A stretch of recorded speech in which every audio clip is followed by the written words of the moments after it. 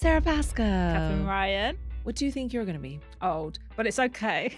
Old. Old. Like Older. I'm going to guess 57. The other day, I saw some dry roasted peanuts on the side and I put them in my mouth and they weren't. They were baked beans. I said to my husband, why have you washed baked beans and put them on the side? He went, oh no, they had saw that there was some between a cupboard. They've just naturally dried. And I was like, I've eaten them. it is time to find out what your biological age is. Are you ready? Yes, I am. Sara Pascoe, your result.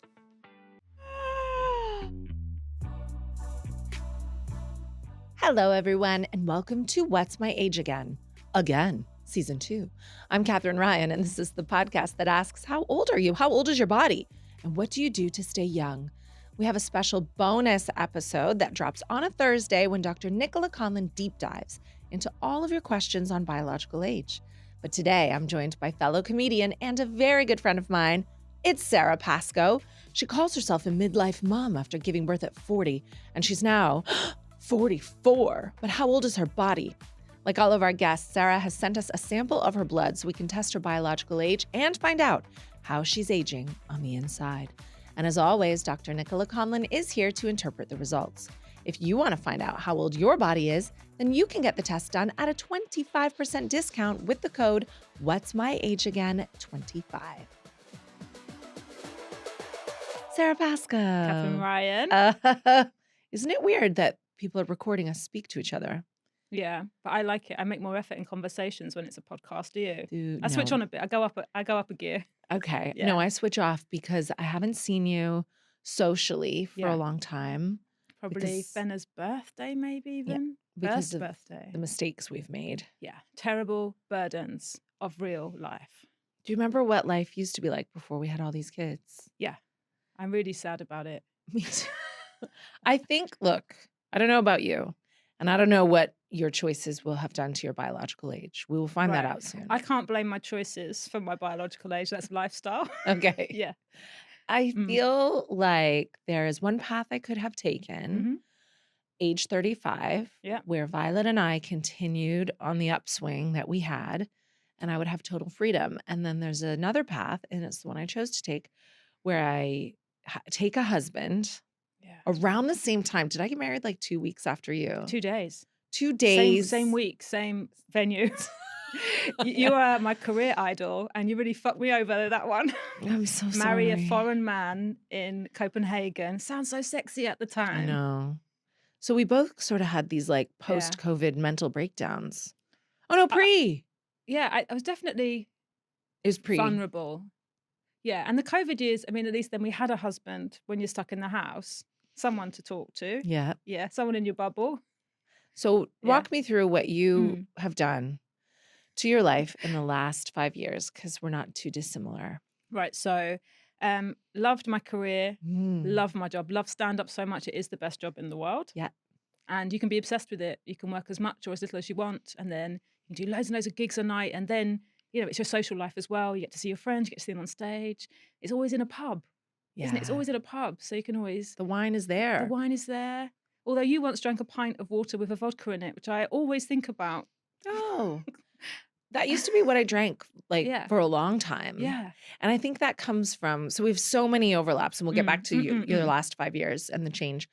But I think we're both from a toxic girl band generation. Yep. We both had ideas about how women should be to be most liked. We both wore padded bras. People pleasers. People pleasers. Yep. Firstborn daughters. Yep. All the responsibility. Yep. And I think when I was very young and I was in the drinking scene, I thought that if you drank pints of water with vodka, A, you wouldn't get too drunk, and B, you'd be very hydrated, and you'd crucially stay thin. Well, you did all of those things. Yeah. You're so hydrated and thin. Really, really nailed Yeah. it. I've never seen you drunk. It's No. tick, tick, tick. Uh-huh. Yeah. Uh-huh. Yeah. I'm not good drunk. I get very friendly, and I plan like social events that I have no Oh, no. intention of Oh, following through on. no. I'm not a mean drunk. I wish I was. Yeah. Oh, you're too social. Like, we should do this more. Yeah. Come round to mine tomorrow morning. Let's Yes. have a boozy brunch. So you Okay. and I Yeah. could have done those things. Yes. So we did for a while. We had this is the problem, is probably we were really happy. Yeah. And we didn't know it No. until it was gone. So yes, fell madly in love Yep. with Steen. He moved to the UK for his career, but it meant that we saw each other more. And he's younger than me, but really wanted a family. We tried for years and years. We got married so that he could stay in the country, really romantically. Mhm. And then we did IVF.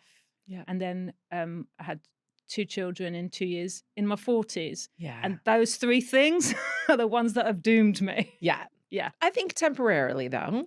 Well, Theodore starts school this time next year. There you go. Yeah, there's hope. Yes. Light Yeah. at the end of the tunnel. But I know that you've been really vocal about, well, especially in your new show, I'm a Strange Gloop. You talk about this transition into motherhood, especially transitioning into motherhood when you already had a really nice thing Yeah, going nice life. Yeah. in your 40s, and you advocate a lot about, well, it's not that you advocate for IVF. You speak a lot about your experience with Yes. IVF because so many people don't, and that is really useful. Yeah. And also, I just don't have a privacy button. So No. it's never like, oh, I believe I should be doing a thing more. It's like, I can't stop Yeah. talking about myself. It's lucky this is my job. Let me tell you another secret. Yeah. And then guess what they did Yeah, to my yeah. vagina? I know. Yeah. But it worked for you, I think, like really, really well. I was incredibly lucky. Because I had polycystic ovaries, and that's one of the issues that actually, if you do IVF, because they stimulate you, they take the eggs. Sometimes you have a lot more eggs, that Right. kind of thing. So there are some things that are really detrimental to your fertility, but polycystic ovaries, if you then do IVF, you might actually be really lucky, and we were. And then that, even though you're ovulating, So you don't ovulate sometimes. You'll have really long cycles. So you have sometimes really long time between periods. okay. And then what would become an egg instead becomes a cyst on your ovary. But you have more eggs left. Usually you'll have a higher egg reserve. I see. And I do know, isn't it bad biology and women knowing about their own bodies? Like we're sat here in our 40s and it's something that you actually overcame. Yeah. And we're still like, so I think it's estrogen, because hormones do impact biological age. Yes. So I think when you have a cyst on your ovaries, it kicks out a lot of progesterone maybe Yes. and testosterone, Well, the as thing you about say. your ovaries is that they're gonads, which I think is so funny. Just what a funny word. Yeah. And so they release hormones telling your body to do certain things. Everything's Sure. like got a knock-on effect, hasn't it, in terms of pregnancy and in terms of having periods and starting puberty. So any kind of hormonal imbalance, if something's gone wrong with your ovaries, it will be putting out the wrong levels of hormones. Okay, so Yeah. then that is the suspected cause for not falling pregnant naturally. I like Yeah. that we say falling as well. Falling, because it's a terrible mistake. It's a clue. Like falling flat on your face. I know. Yeah. And then, so do you ever talk about how many eggs they got? No one ever asks me because it's a lovely brag for me. Oh, Because I got 18 eggs that's a lot. at 40, Yeah. expecting it. You really do have to. You kind of know, because they scan your ovaries every 3 days, so you kind of know. I couldn't twist. My body was so swollen, and when they scanned me, it's that transvaginal scan. They kept going. I love it. Ooh, you've got a lot of sacs. That's In your gonads. in my gonad. Yeah, and I was high-fiving the angels, going, great. But, they could come out, they can be too small. Yeah. And then the weekend before was actually my birthday. You came to my house Mhm. before I did my trigger shot, and I wasn't really drinking. And because that was COVID times, my nurse, she almost cried. She said, please don't socialize on your birthday. She went, please don't risk this, because if you get COVID, you couldn't do your egg transfers and everything. Everything just had to be destroyed. She was like, you've worked this hard. Please be really, really careful.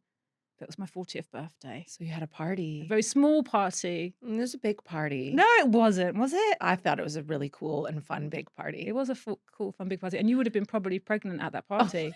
And I wasn't telling people because I'd had so many miscarriages, and I was just really like stoically, angrily not speaking about my pregnancy. And I was huge. Were you angry? It just seemed defensive. It just seemed like, I just don't want to go into it kind of thing. Yeah. No, I think I don't know what was going on with me. I think going back to the vodka waters, I was just so fat.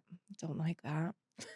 I'm one of the last people hanging on to nothing tastes as good as skinny feels. Oh, no, I think it's having a real resurgence. I think the really good nice. thing about, I shouldn't say good, the cause and effect of all of the injections is that all of the people were like, why am I the only person that the body confidence movement isn't working on? Yeah. But then like, oh, cool, we can just hate ourselves for being fat again.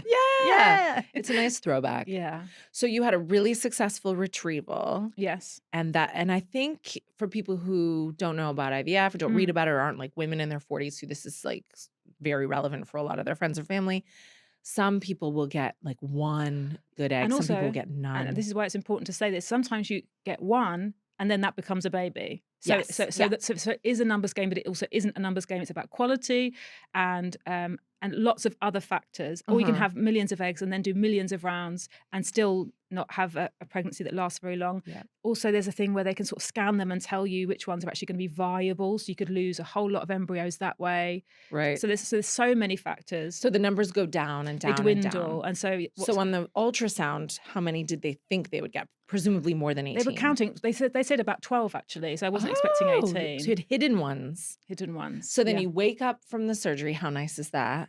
That drug, whatever, is that fentanyl? It's fentanyl. It's Okay. very popular in my town. Wow. So you wake up and they tell Yeah. you straight away, don't they? They come in and actually because there's curtains between the rooms, everyone can hear each other getting their results. That's really hard. I think that's really Did you hard. do it on the NHS? No. But it's in an NHS hospital in South London. And there's just other people a curtain away and you can But hear the because doctor going, actually it's such an industry now. I mean, there are lots of positives about that and lots of negatives about it. But it's every 15 minutes they were doing someone's egg retrieval. So while you were groggy, you would hear other people getting good or bad. I don't mean bad, sad. You know, when someone Yeah, no. and the doctors are just coming in and giving you a really quick.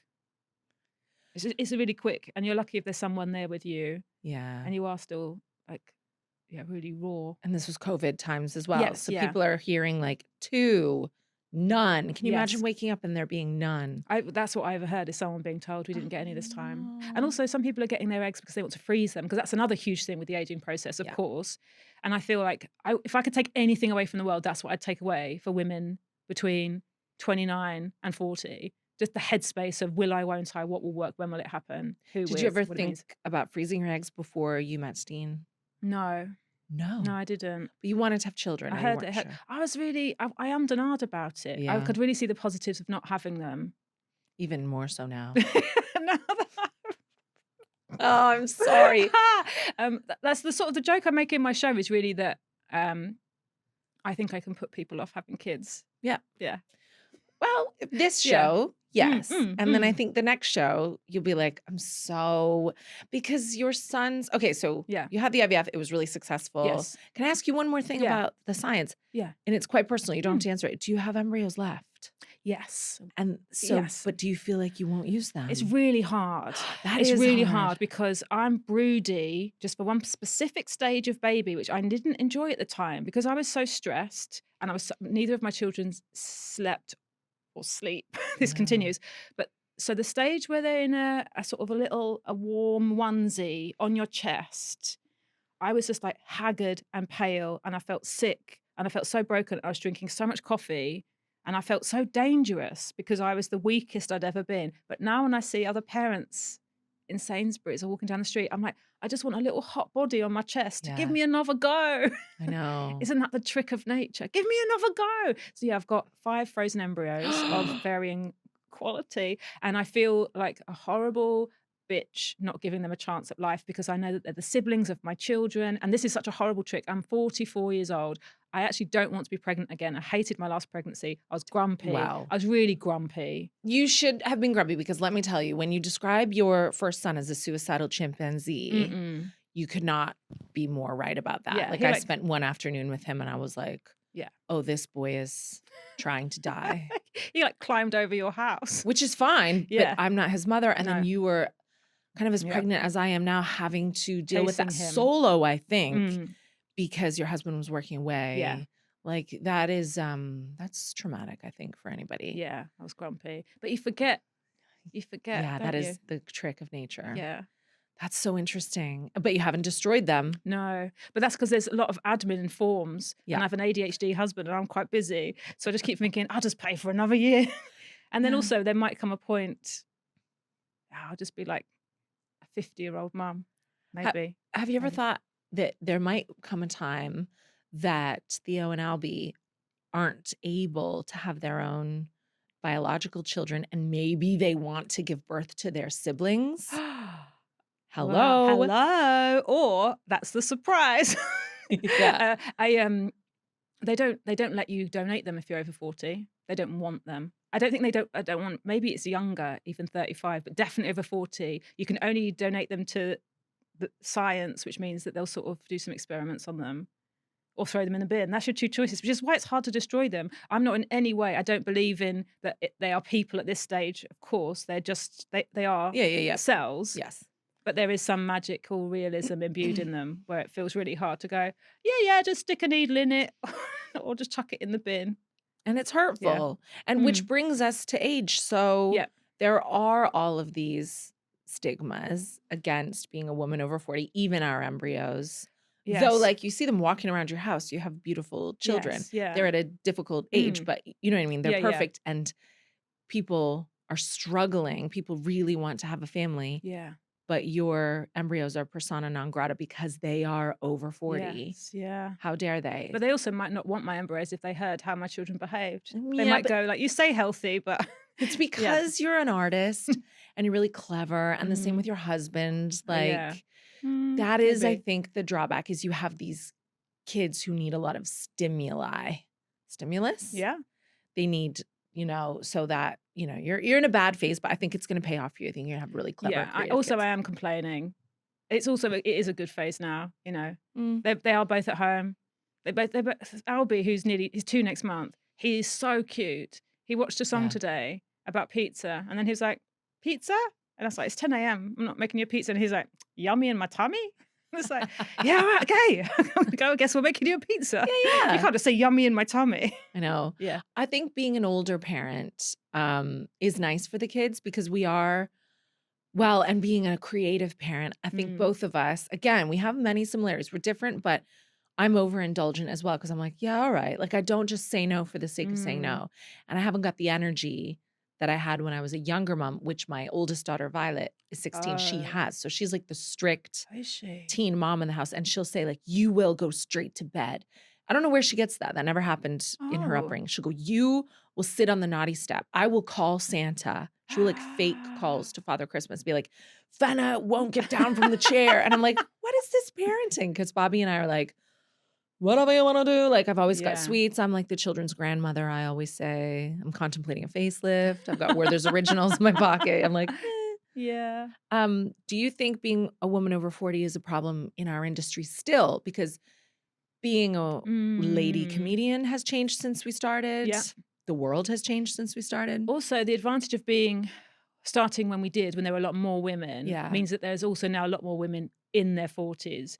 I think the difficulty for women who preceded us was being one of very few. Yeah. So they didn't have a swathe. Whereas I think when I gig now with much younger women who start out, there's a whole spectrum of us taking up space, getting in their way, but showing how you can do it and that it continues. And also what our career is so completely changing because of the internet, death of television, podcasting being the new TV. So did you just look at a camera?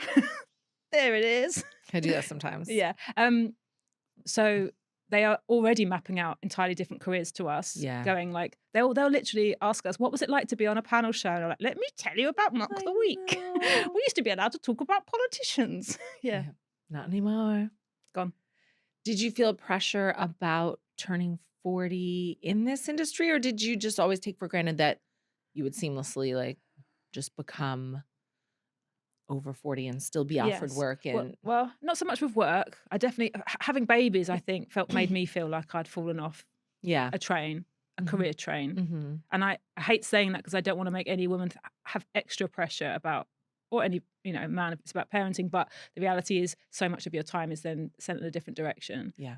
But the spine of our work is live, and that's a democracy. People only come if they want to. They spend their money if they want to come spend time with you.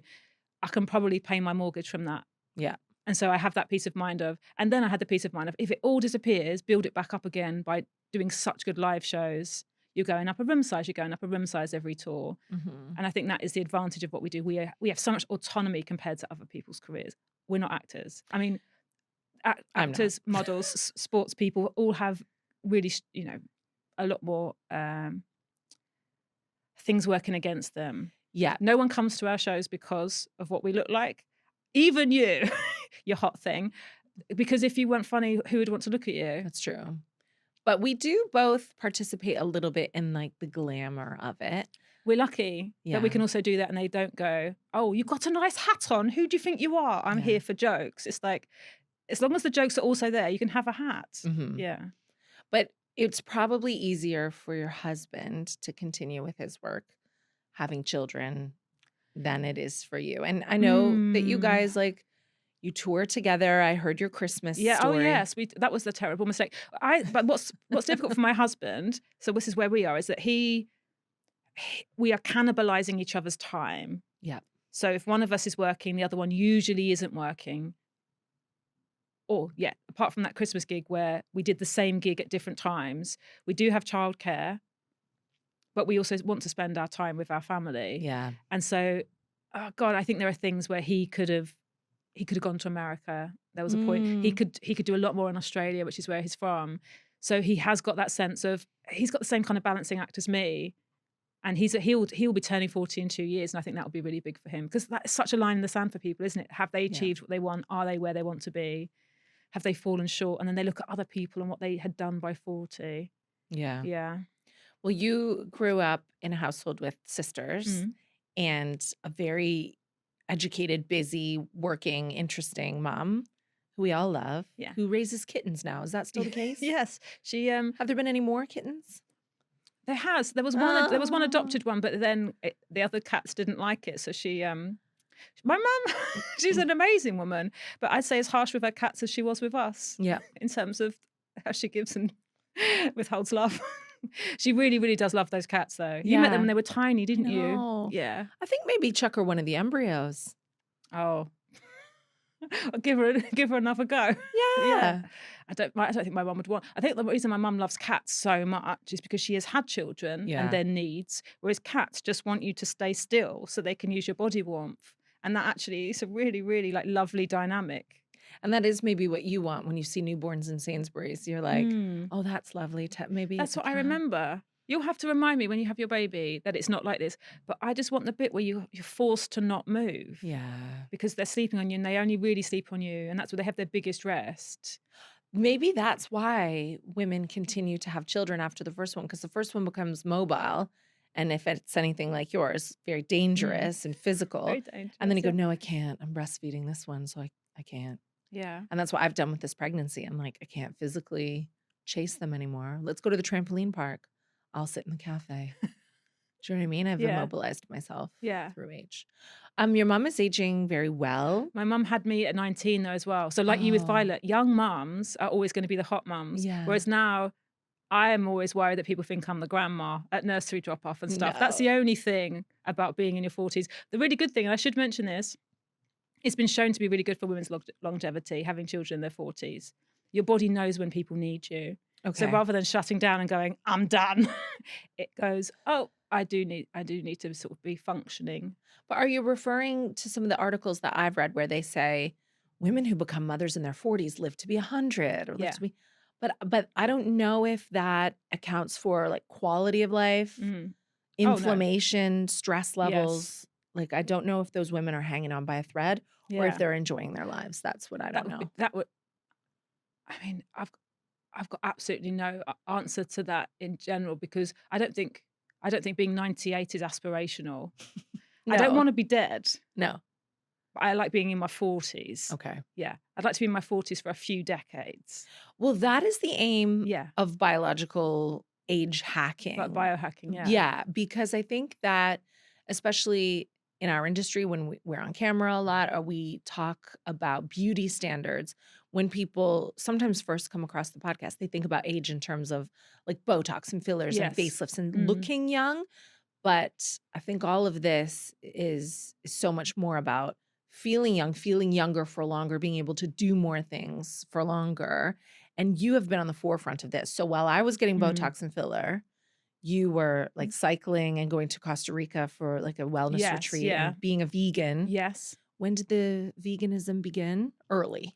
Yeah. I'd say almost maybe a year or two after starting stand-up. It's all same sort of times. I learned to swim. I stopped eating dairy and eggs and started doing comedy. All within about a year of each other. You just became extremely left wing. That's my midlife crisis. Yeah. Yeah. And why did you go off dairy and eggs? Was it for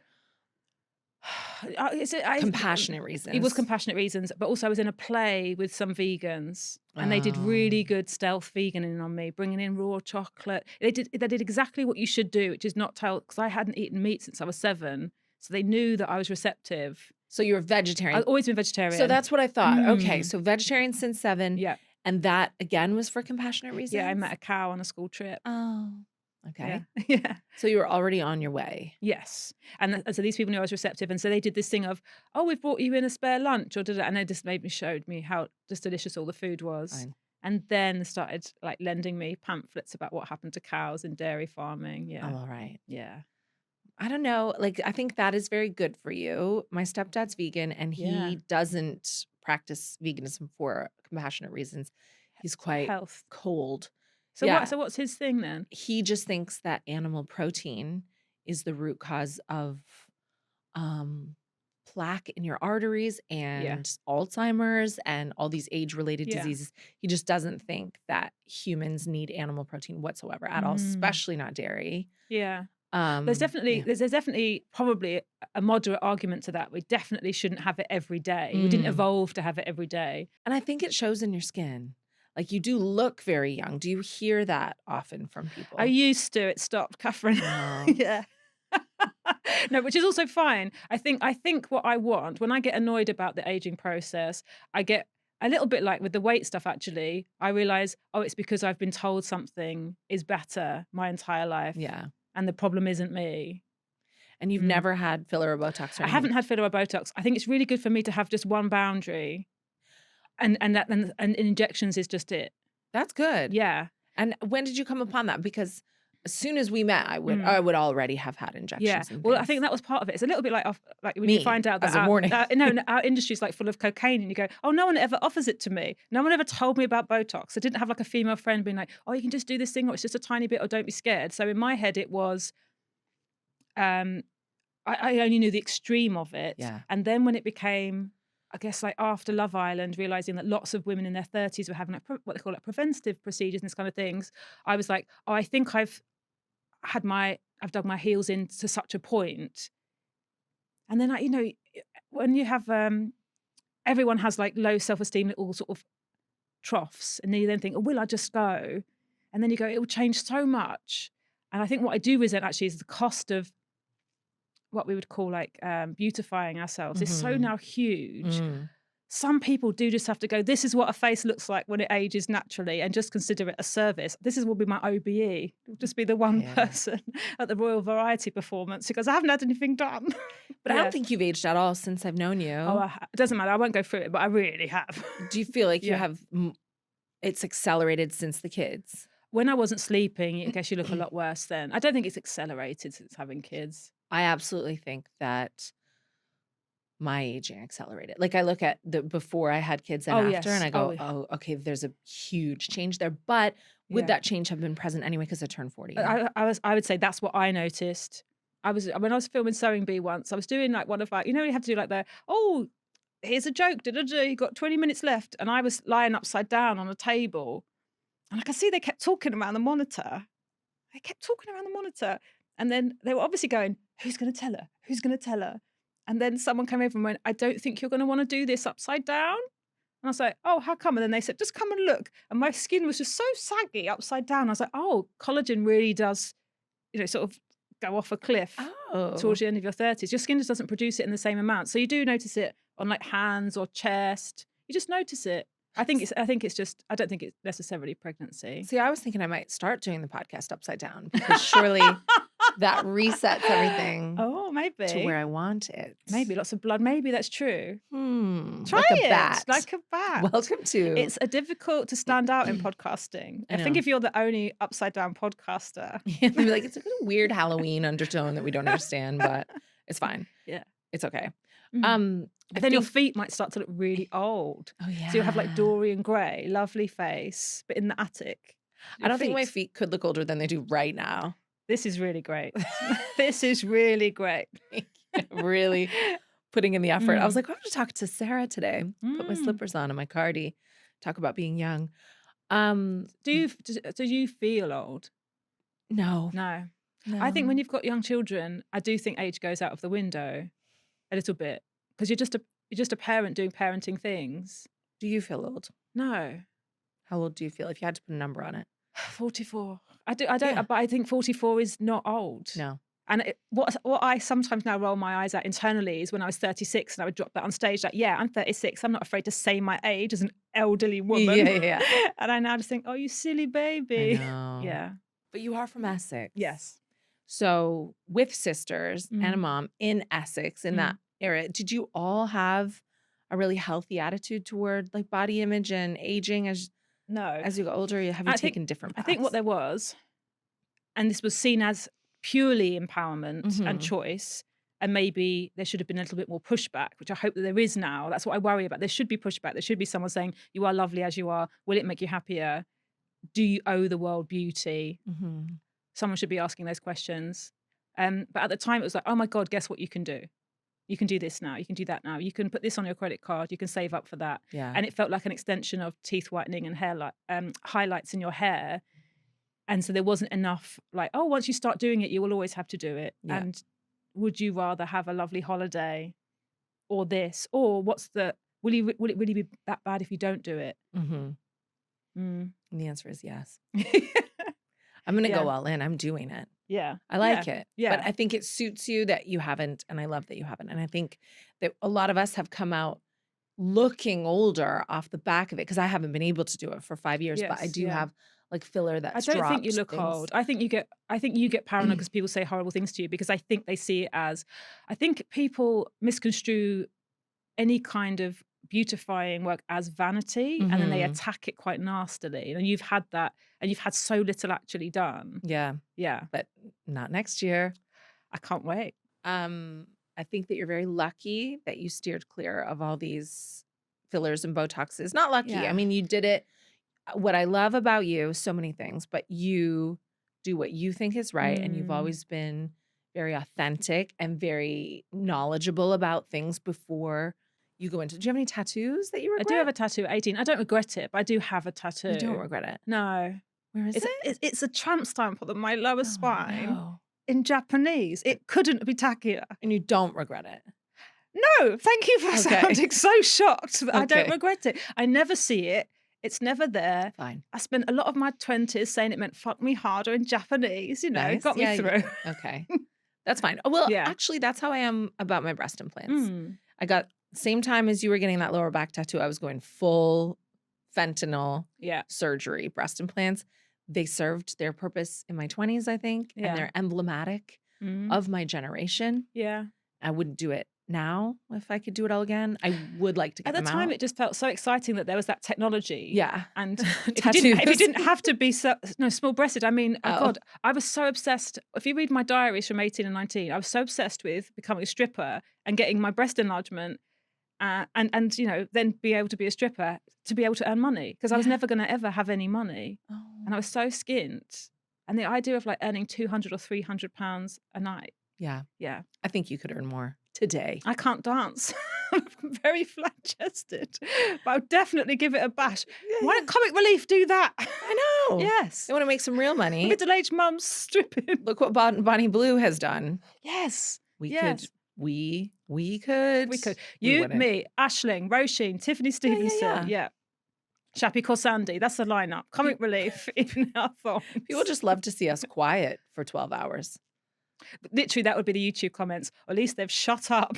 Yeah. At least they've shut up their mouths. I Yeah. can't wait. Okay. Yeah. What about stress and trauma? Mm, Because yes. that impacts biologically. It's Yeah. really badly. I'm really stressed. I'm stressed all the time. Right Yeah, now? children, that's what really stressed me out. I used to get like nervous before gigs. I think I used to get like a giddy anxiety about work. Mhm. And did you used to have this? My life isn't like this anymore, but I'd be like, I've got a meeting at 9, then I'm doing this, and then I've got to quickly phone that person on the way to there, and then I've got to be in the makeup chair from and the records at 8.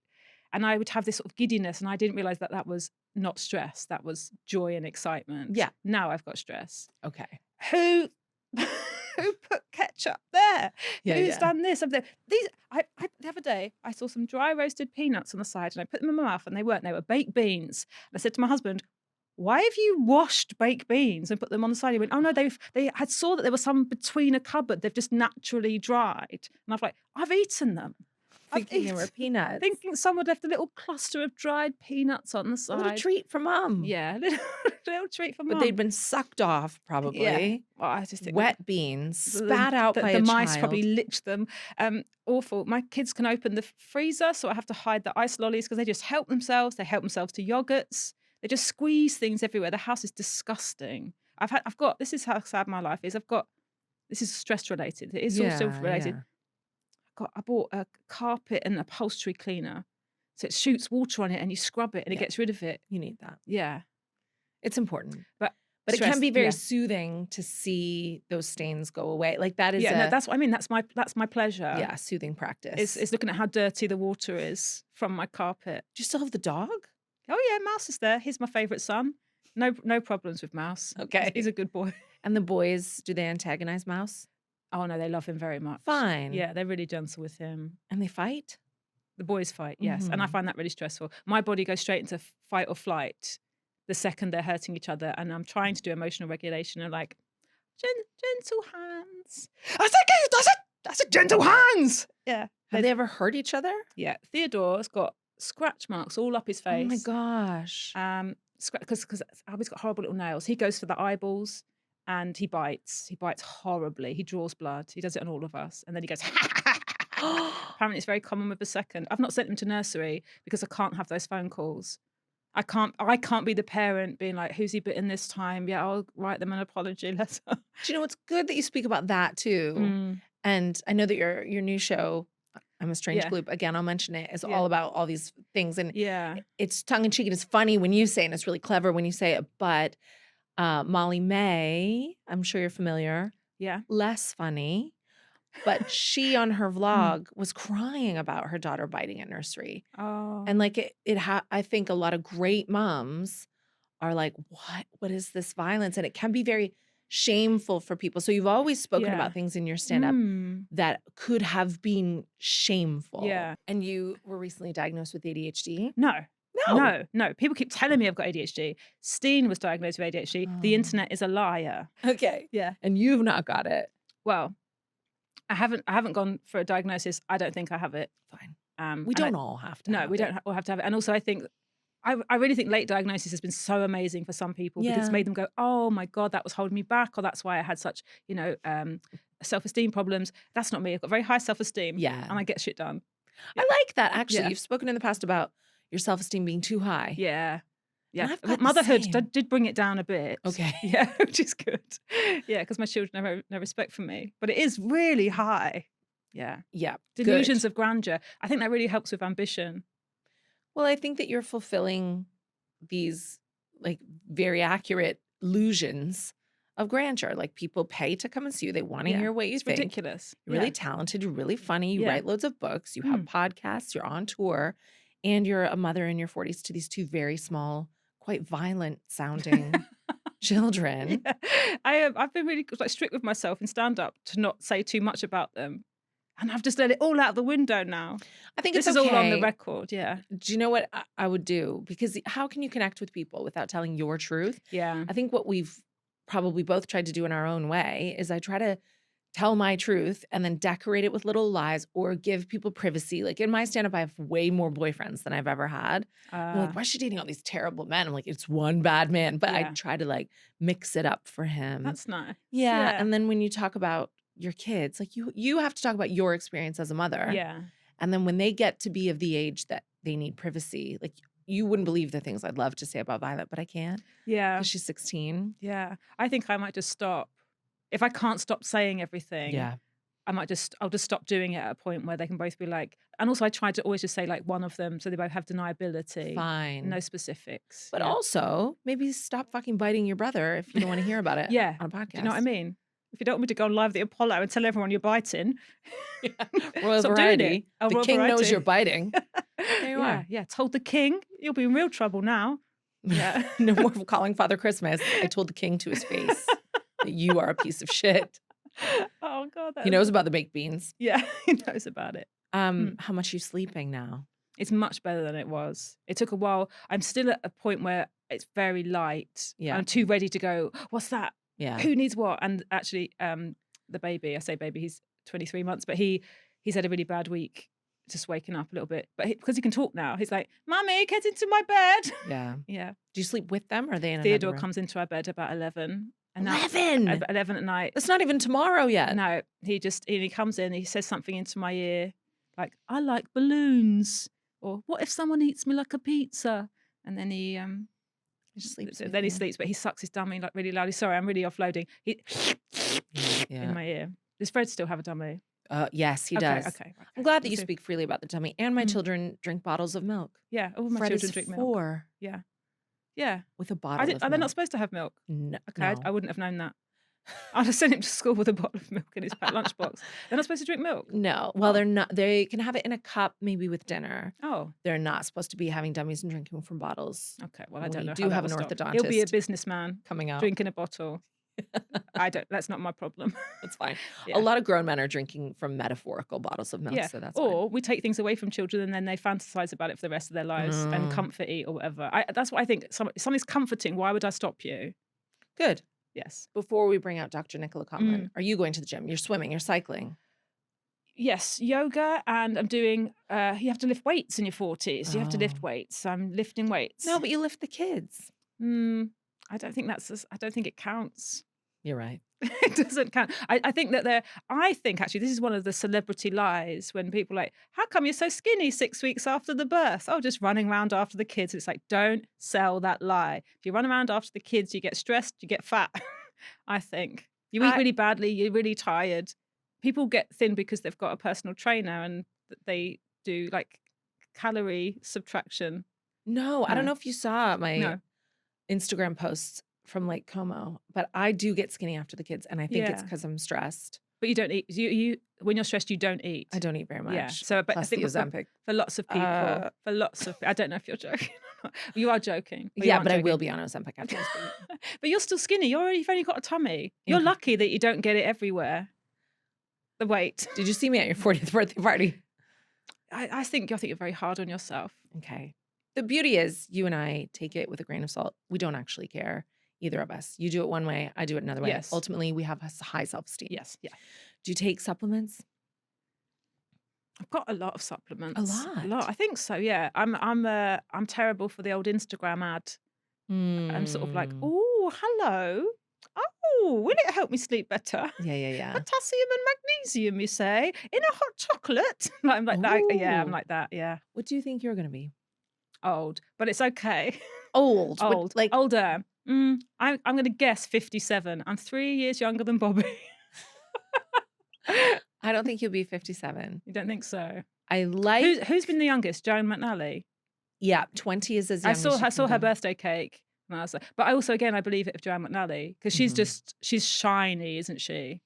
She's got that energy. Well, she just has, I think, genetically, because the lifestyle... Well, her lifestyle now is good. The wonderful thing about biological age results is that they can be movable. Sure. Depending on what you do. So Joanne had a life of hedonism, and now she's quite healthy and she eats really well. Although I don't know. She toils so much, she'd have to take good care of herself or you'd just burn out. I've had a few late night voice notes that suggest the hedonism still exists. I just think genetically she's impervious to age, which I think you will be as well. I like you're under a lot of stress and you've recently had 2 small kids. That could be bad for your biological age temporarily. Yes. Yeah. Hopefully you bounce back. You don't sleep very much and you work a lot and you say that you are stressed. So that's no good. Overall though, you've got confidence. You do yoga, you take supplements. You've been a vegan for a very long time. Yeah. A vegetarian before that. Your mom is hot. Yes, hot mum. All of these scientific elements. That comes into the maths. Okay. Yeah. So if you could give me a number, you think 57. I'm going to say 57, yeah. Okay. Let's bring out Dr. Nichola Conlon and we'll find out. Do you clap, Nichola? Sarah. Hi. It is time to find out what your biological age is in the test carried out by a company called GlycanAge. Yep. And it will be interpreted by this lovely lady, Dr. Nichola Conlon. Okay. So before you get the results, yes, would you like to hear about how much I bled? Yes. Oh, go on. Are you taking any blood thinners? No. Okay. Apparently just a really strong heartbeat over here because it's a tiny little pinprick and it was spurting and spurting and spurting, and I accidentally did it all over a washing pile. So all the clean washing had just like little droplets of my blood everywhere. It didn't stop for about half a day. Wow. Is that healthy? Do you know what? That's amazing. Is it? Because Okay. it is for the listeners, it is just a little finger prick blood test. And Mm. actually you'll be surprised how many people struggle to get enough blood. What does it mean when you have a lot of blood? Well, And it spurts. Like, would Sarah Hydrated, Well, definitely. it can mean a good circulation and hydrated. Normally, the people that would struggle to get a blood sample from is if they haven't drank anything, they're dehydrated, and also if they're cold and they've got poor circulation in the hands. So for people that do struggle, we always say drink a big pint of water beforehand because it really does make a difference. And also put your hand under some warm water to warm your hands up before you do it. I've not heard of anyone spurting. Mm. I feel so badly now that You mustn't. It's because I had heard, you Yeah. might have to squeeze it a little bit to get a blood drop out. I didn't. No, I'm very sorry about the washing. We didn't warn you about that. Oh, that's my bad. I wasn't complaining. I was bragging, actually. this is a good start, Nichola. Yeah. Yeah. Okay, right. Good yeah, circulation. right, okay. Definitely good. Take it. I'm going to reveal now. Okay. So you don't check this before I come in? No, I do not. Okay. Sealed. SP, it says. Mm-hmm. Are you ready? Yes, I am. Sarah's guess was 57. Yep. Sarah Pascoe, your result is 37 years old, 7 years younger than your biological age. Let me look at this. Very good. This is pretty good, Katherine. It's very good. This is pretty good. I honestly thought the wine would get me. No. If the wine, no. I think Nichola can offer more insight into like the exact readings, but considering the stage of life that you're in right now, especially 37 is sexual peak, isn't it, for a woman? Yeah. Yeah, I mean, for your results, when we measure it, it's looking at markers of inflammation in the body, and we look at different patterns of these markers called glycans, and they give us little clues about what is going on and why it might be younger in your case or older in some other cases.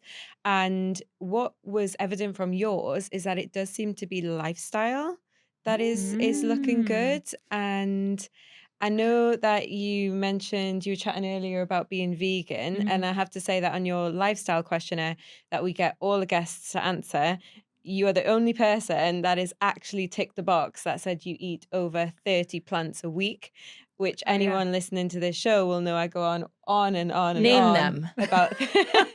about eating 30 Yes. different plants, because we know that eating a variety of plants leads to better gut health. Yeah. Which then really improves inflammation and aging across the entire body.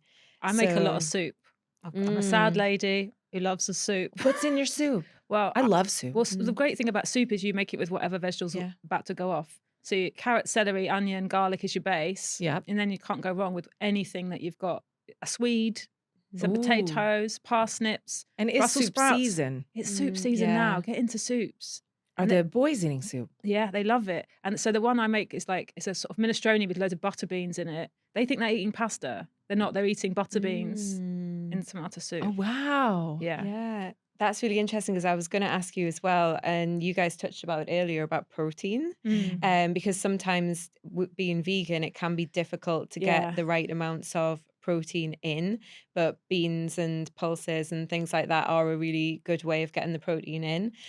And I think Sarah sounds a bit protein starved, because when you're seeing rogue nuts and shoving them in your mouth before realizing that they are dehydrated baked beans. That is literally how I tidy up my flat, though, is I Yeah. walk around going, can I just eat it and it's gone? Okay, there we Go, go. what Now the 30 sauces are plants? done. Yeah, that's it. Yeah.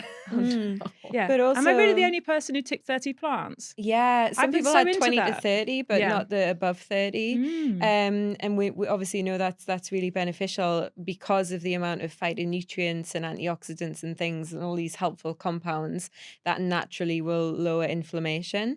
The other thing also links to the protein. And I don't know which one was talking about earlier, but animal protein being maybe could be harmful. I think was it you, Catherine? It was my about- stepdad. I mean, I think yeah. yeah, it's my stepdaddy's no. Yeah, so sometimes what we do see is that in people that do have a really high intake of animal protein, that it can be linked to a higher biological age. And Mm. this is because when you have a lot of protein constantly, so you're seeing people like on carnivore diets and they're taking protein shakes all day. Protein for the body is a signal to like grow, and like basically burn itself out. It thinks that we're living this sort of plentiful life and it doesn't need to repair itself. So it's just grow with no Oh. repair. On the flip side, if you can cut the protein down a little bit, which sometimes seems counterintuitive, but not cut it down, but not have excess, Mm. you see that actually the body goes, oh, maybe we need to switch on some repair. There's not that much protein. We need to recycle some of the protein that we've already got in our bodies and reuse some of those amino acids. And that's actually good when it comes to longevity. The only thing we do see is that generally, as you do get a bit older, it kind of reverses, and sometimes you do need to up the protein. Mm. So there is a bit of a debate as to whether it's good, whether you should have plant protein, whether you should have animal protein. But I was going to ask, how do you make sure you get protein in your diet? But it sounds like you're quite good at having that. So I do some of the protein smoothies Yeah. with the frozen fruit from the freezer occasionally, because protein is something I'm so aware of. So with the Mm. perimenopause, especially with exercising, it's something I feel very conscious of, that Yeah. I probably do have Mm. not enough protein. And so I do have protein powder. Yeah. But there's loads of vegan ones of those. Yeah. Yeah. So you do this deliberately. You Yeah. like know about it and you Yeah. knew about the 30 plants. Yes, I knew about the 30 Ah. plants. Yeah. Because obviously gut health is so related to mental Mm. health, we now know. And so it just feels like such a really important, really easy thing to do now. And actually, so I can advert for Marks and Spencer's now, but they do like salads now and things that will be like 10 plus Yeah. plants that you can Yeah. choose for your lunch. I'm sure other supermarkets do it. I've just seen them in Marks and Spencer's, and it is a lovely shop. But you've also got the brand deal. Yeah. Oh. If you need someone to stand next to Twiggy in my lean class at Christmas, I'd love to dance out from behind a Christmas tree. I would love that as well. Yes. Yeah. Oh, well, you're like the perfect guest when it Oh, comes to thank the you, 30, guys. 30 Yes. plants. Yeah. And, Do you finding that something that people yeah, I think people struggling do with? struggle with it. People do struggle to, we know we've got to eat more fruit and veg, but then it's like, gosh, 30, like, how would you fit it in? Mm. Yeah, I But can't things like, name them. soups and salads There's and so many beans Mm. and things that sort of also count. That's where I think you can do it, and it is about variety, isn't it? As much as Yes. possible, putting things extra on salads. Do you give the Yeah. boys like whole butter beans? My Or you cut them again, up? this is sort of related to pregnancy, because I Mhm. remember saying to someone, it's so incredible. My kids love vegetables so much. So many people struggle. Yeah. And they were like, that's what you wait for your entire pregnancy. Of course, they're obsessed with everything that I ate when I was pregnant, which is all soups. But Yeah. So Theodore's favourite snack is edamame beans, which obviously Wow, are wow, great yeah. protein. And they just eat everything. but a lot of parents might not give edamame beans because of the choking size. Okay. But when you're a mom in your 40s, you're like, have an edamame bean. We're going out for sushi tonight, Theodore. I don't want to advertise anything that's going to be a choking hazard. Well, Yeah. because everything is a But choking also, hazard. I can't remember which chef. I'm pretty sure it was Jamie Oliver who said this thing about just always having loads of. And I know that lots of parents are very busy. The advantage of our job is if I'm there, I'm there. Yeah. So you can chop up celery, Yep. carrots, stuff again you've got in the freezer, and old Yeah. red pepper, and have it around. If they see you chomping on it, they will chomp on it. And that's really good as Mm. well, because then it actually works both ways. Because I know a lot of problems with being a mother. I know this even when my daughter was young. If your children won't eat all the fruit and the veg and all the healthy things, and then you end up giving them the beige stuff, then you end up eating that yourself because it's convenient. You're like, oh, I'm just sticking some chips in the oven, so I'm just Yeah. gonna have that myself. And then it becomes difficult because you've already got a lack of time to start preparing loads of different meals. So it sounds really good that your kids are eating. Yeah, I should The- stress we're 80% beige stuff. Well, I don't think that's every meal. It's fine. lots and lots Yeah. of smiley faces Yeah. and fish fingers, and It's fine Yes, if yes. they're having protein in there. of course, Yeah. I'm just sort of- crunching. in case anyone's listening, going like, oh, they only eat. oh, soup she's and one of those vegetables. mums. I'm really not. It's a lot of mashed potato. Yeah. They love mashed potato. Yeah. And, toasted cheese sandwiches all weekend. Okay. So the plant-based diet is impacting this good biological age Yeah, result. I do think so, because we do see a really good lifestyle score there. And also, I know that you're exercising. So we do know that exercise really helps. The bit that was like the cautionary bit for me in your questionnaire and some of the things you've been talking about was the mixture of stress and sleep. Yeah. But again, sometimes in stages of our life, it's just nothing we can do about that. Yeah. If you can't sleep because the kids aren't sleeping, then You could get an you au know. pair. Yeah. What I never got into was the napping in the daytime to recover. And I really wish but once I've had coffee in the morning, Yeah. it's just plowing on through. It's really difficult It's to really nap. hard. And they're like, sleep when they sleep. But when you have two in quick succession Yeah. and you've had to have coffee to make it through Mm. breakfast, I don't know how people are napping. No, and also that's often your time to get a wash on, or Yeah. the Yeah. wash you put on earlier, actually hang it up. You've bled all over the new wash. So yeah, but that is Yeah. getting better as my kids are getting older. That's good. Yeah. And it does sound like all the other things that you're doing, and you're obviously really paying attention to your health and different things that you can do, whether that is eating some vegetables before your meal to stop the sugar spikes, whether that's, having all the plants, and it clearly is helping. So I think this is the important bit. It's like, what little things can you do in amongst a really busy, stressful life, kids, that do make a difference? So those bits that you are doing, in your case, I'd say are definitely making a difference, because we can see it in the lifestyle marker. Oh, great. And were there any indications of perimenopause? Because I don't know if you heard, Sarah's got a very high ovarian reserve. No, there was nothing that stood out with that, actually. And I know as well you were talking about PCOS as well, and sometimes that can impact biological age for its impact on inflammation. But again, there didn't seem to be anything active that stood out. Yeah, I just actually went through all the tests because I went to the GP about perimenopausal. I'd love some HRT, please. And they tested absolutely everything and said, you're not perimenopausal. Yeah. And I was like, well, why am I so angry and sad? They were like, you're just very angry and sad. There's no hormonal reason. Yeah. And they said the polycystic ovaries aren't showing up as well, which is really good. Yeah. So they just stopped being polycystic. Well, but it is to do with inflammation and Is and it lifestyle. autoimmune disease, PCOS? Yeah, like thyroid disease or diabetes. They're all the same genome, I think. Oh, interesting. so. Do you think Factor. pregnancy could have knocked that out? Sometimes pregnancy can act like a bit of a reset, especially for hormonal things. It's almost like kicks the system into a completely different way, and then it doesn't quite go back the same. Sometimes that's in a positive way if you have had some issues. It's why they always warn women after IVF to make sure you use contraception, because they're like, your body just suddenly, even it can take 10 years to get pregnant or 12 years to get pregnant, and then get pregnant straight after because your body's... Are you using contraception? Catherine, Ryan. I want to know. I'm very rarely having sex. Yeah, same. Yes. I don't know about contraception anymore for my teenager when that time comes. I just I don't know about, we're learning so many new things about hormones now. I just don't know what to do. Oh, I see. You can use condoms. Yeah. I don't know if you've heard of condoms. Nah. She said, nah. She says in her 55th pregnancy. Don't believe in him. What is the cooling off period with the embryo transfer place? Like, is there a danger that you, biological age 37, you're walking through the Sainsbury's, it's a weekday. Yeah.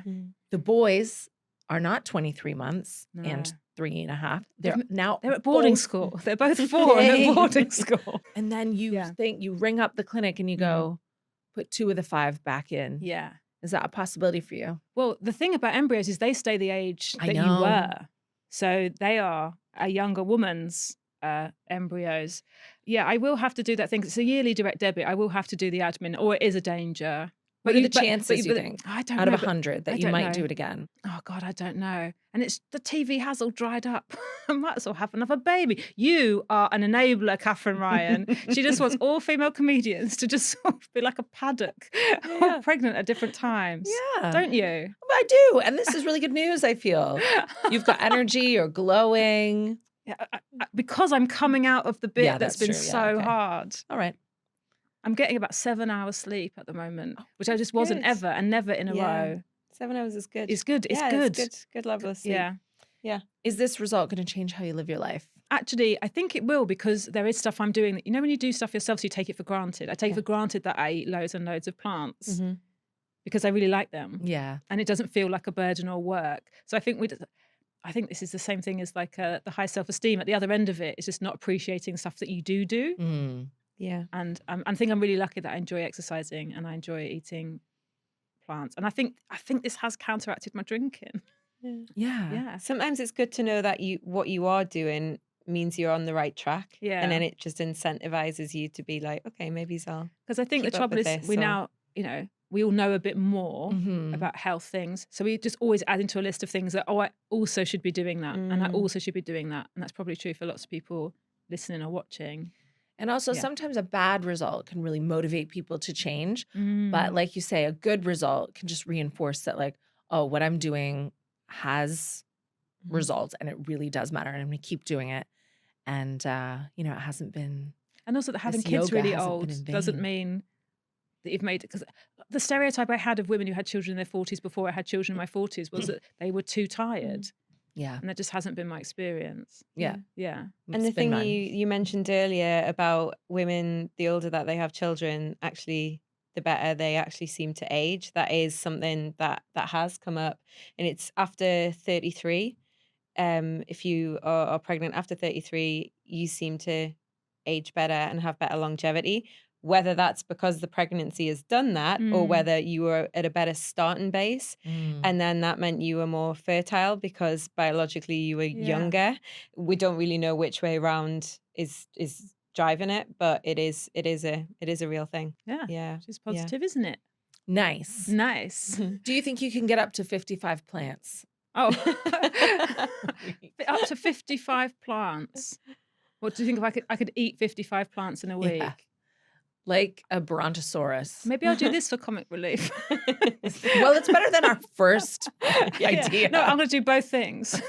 Will I be better at stripping if I've eaten 55 plants? Or will the gas put the punters off? I think it puts us into a very niche market. Yeah. That's what I'm aiming towards. I'll get Yeah. Richard Curtis on the phone. Thank you, Sara Pascoe, today's guest on What's My Age Again. If you want to hear more from Sara, you can watch her on tour across the UK until the end of March next year with her show, I'm a Strange Glue. Thank you so much for listening.